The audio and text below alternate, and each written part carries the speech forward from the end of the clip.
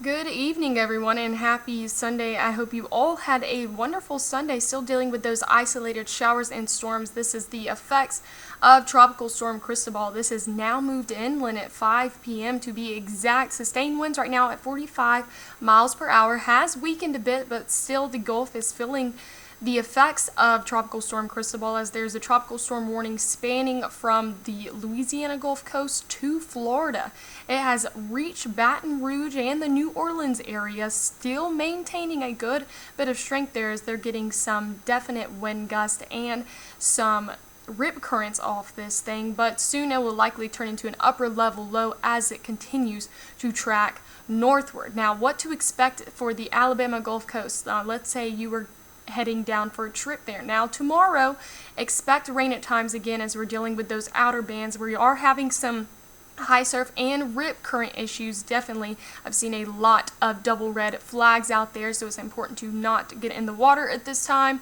And we're having some isolated water spouts and tornadoes. Now, this usually happens off of tropical systems as we have those rotating thunderstorms. Now, there were actually some water spouts in Gulf Shores today. Now, what to expect for central Alabama? Mainly rain at times tomorrow through Wednesday. Now, rain's going to be 1 to 3 inches. Again, highest going to be towards the south and western Alabama as we get those outer bands of Cristobal, dealing with some gusty winds up to 20 miles per hour, but mainly the severe risk is going to be low. Now, here in Tuscaloosa, pretty calm and quiet. Maybe going to see a passing isolated shower or storm tonight. Temperatures in the lower 80s. Highs managed to make it back up to the upper 80s and lower 90s. Jasper made it almost to the mid 90s. Current temperatures again, though, still really warm and muggy. We're in the lower 80s. Haleyville's in the upper 70s right now. As you can see, many of those showers and storms have begun to move northward as Cristobal continues to track inland. This is going to be causing a severe risk for tomorrow. Now, the main time frame for this risk is going to be 6 a.m. to 8 p.m. SPC has issued a severe risk for isolated tornadoes in the far western half of the state. Now, this is going to be the best chance you see in this yellow. These are isolated tornadoes. So not saying that we have a high risk, but it still needs to be taken seriously because the risk is still there.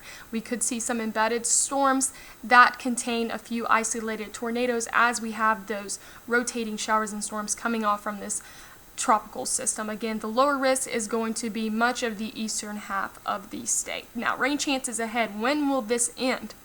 This likely is going to end on Wednesday, late Wednesday.